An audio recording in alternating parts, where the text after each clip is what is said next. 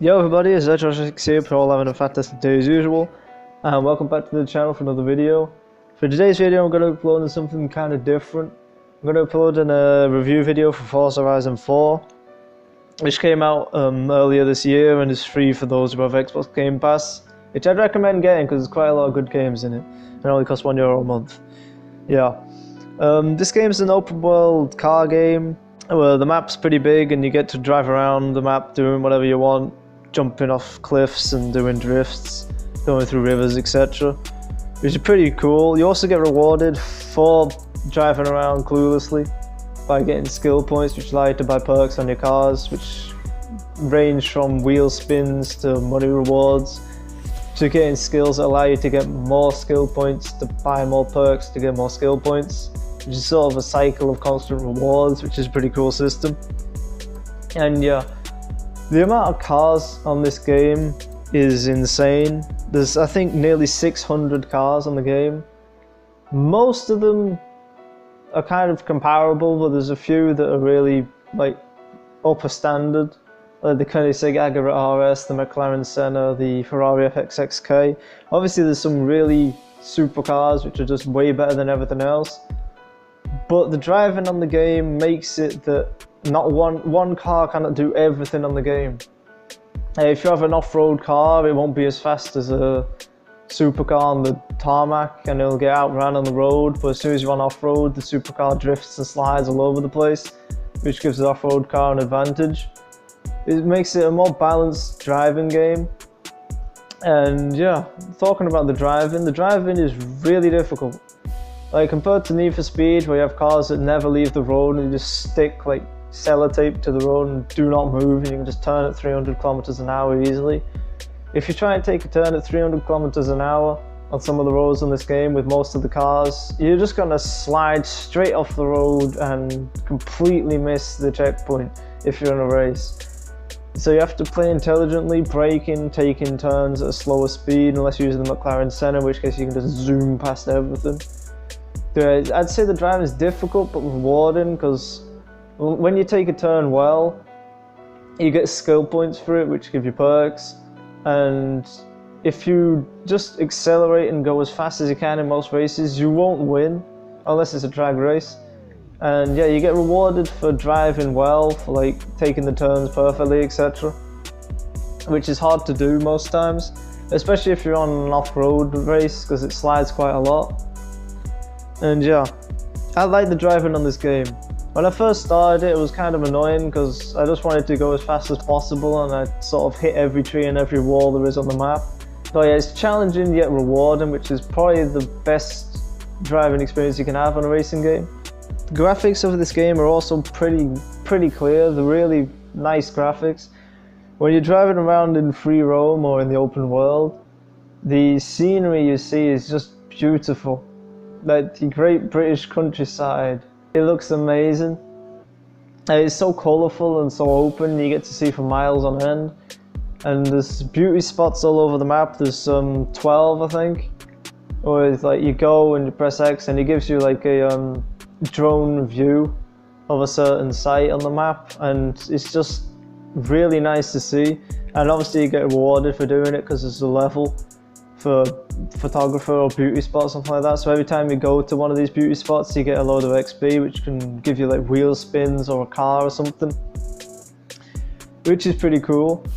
Another thing on the game which I like, which some people might not like, is the wheel spin system, which is basically supply drops from card. They're basically the same thing.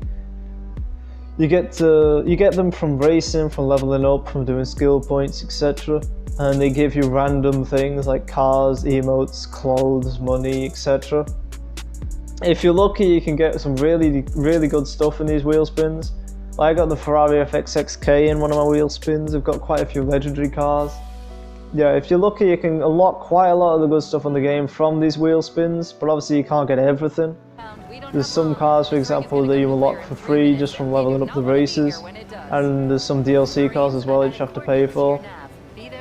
No, this game is not pay to win. There are cars which are really good in the DLCs, but it's all down to skill. Like, you can easily beat the best car if you take the turns better than him and you just zoom straight into trees. Obviously it's easier with the DLC, some of the DLC cars like the Jaguar RS, etc. But there's non-DLC cars you can get for free, or well, you can get without paying real money or in wheel spins, which can easily compete with some of these cars, if not beat them. So it's a pretty balanced game in the car aspect of things. Obviously there's some which are kind of shit, but they're supposed to be shit, like the PLP 500, which is an uncontrollable little yogurt pot of a car. And then there's some other like McLaren Senna which are really stable and really easy to use. But yeah, it's pretty balanced, you can have fun with pretty much most cars.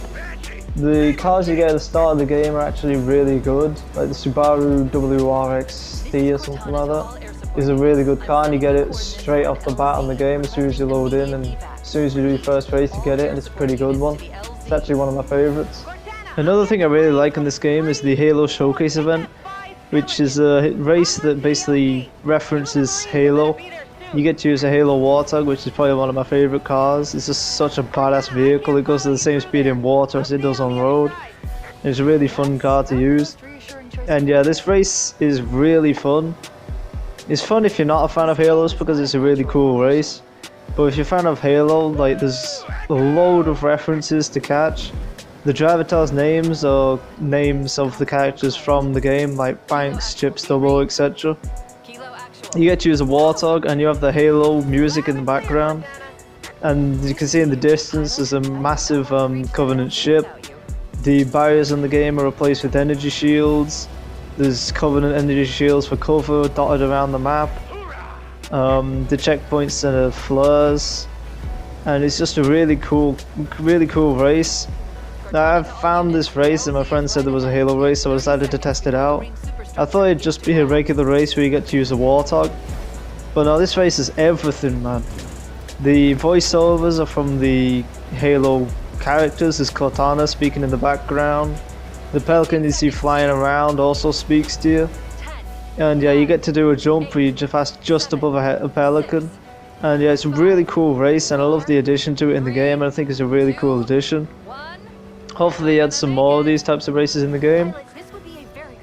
Yeah, I really love it. I think it's a really cool addition, and I'm definitely going to go back and do it multiple times because I had a blast doing it the first and second time. What I'm going to mention in this review video is the custom event creation system, which basically allows you to create your own races by you just go on a race and you press X, and then you have a choice which is called create event. And then you can just drive around the open world, and wherever you drive, that's where the race will go. So you can drive literally anywhere you want, and you can have a race to go anywhere you want, up mountains, through rivers, on hills, through forests, or just driving around in the city of Edinburgh, which I'm doing right now in my race, which I just made. Yeah, the amount of choices you have for the races is just endless. You can go literally anywhere you want. The only thing which basically you're obliged to do is, depending on which race you choose, you have a certain starting point, and yeah, you get to choose which type of race the race is. So if you go on a dirt race, you can choose it to be dirt, or you can change it to cross country or road racing, which allows you to level up certain races which you may not be that much of a fan of. You can make a cross country event where you just drive on a road the entire time and it'll still count as cross country. It's kind of cheating, but to be honest, no one cares, you're just playing against the bots anyway. It's just a really easy way of leveling up some types of races that you might not want to level up normally because you're not a massive fan of them. Personally, I'm not a real big fan of cross country. I'm more of a road racing or dirt type of person. So I've made a race which is really easy to do, which is cross country, so I can level up the cross country levels, and it's like 60 kilometers long, so it levels it up quite a lot as well. And it's a pretty easy way of leveling up, which gets you wheel spins, etc., as I said before. Yeah, I've had fun racing on my friends' tracks and like testing my own tracks out, and having my friends race on the tracks I've made as well. And it's just a blast. I really love the addition of this. It wasn't a thing on Forza Horizon 3, they added it on Forza Horizon 4, and I'm glad that they did because it's really cool. Now, I think it's one of the best things in the game, being able to make your own races. Not saying that the races the developers made are bad, it's just some of them are kind of samey and some of them are kind of boring and they're all pretty short. Even the Goliath, it doesn't really take that long to do, it takes like 25 minutes. because it's entirely road, just going around the edges of the map, whereas when you create a race you can make a 64-kilometer race which goes anywhere you want on the map. You can go through the windmill jump, etc., and you can have some really cool races, or some really bad races. Anyway, that's going to wrap it up for the review video for Forza Horizon 4.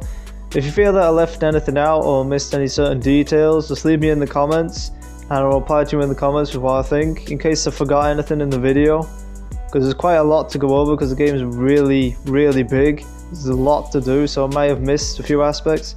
But if you feel that I missed anything, just leave a comment. If you enjoyed the video, don't forget to leave a like. If you're new to the channel, sub. I post mostly Call of Duty, but we posted some other games as well. Yeah, hope you all enjoyed the video, and I'm gonna leave you with like the mark I'd give for the game. I'd probably give it about, like, say a 9.2 out of 10, because I feel like the game's really good, it's really fun to play, but there's a load of glitches on the game which are really annoying.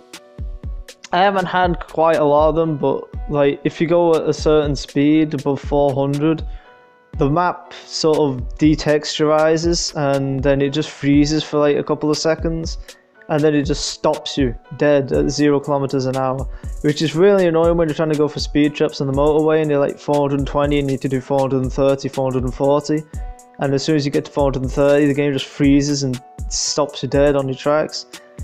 Really annoying. Sometimes there's also graphical bugs and glitches when you go through your cars, like you're looking at a car and it shows you the image of a different car which has nothing to do with the car you're looking at. Yeah, it's kind of disappointing, and I was hoping in the patch that they released for Fortune Island that they fixed some of them, and they haven't. Hopefully in the future they will, and yeah, I doubt this video will change much, to be honest, with the glitches, but just figured I'd point it out. Like, it's not a perfect game, it's kind of broken at certain points.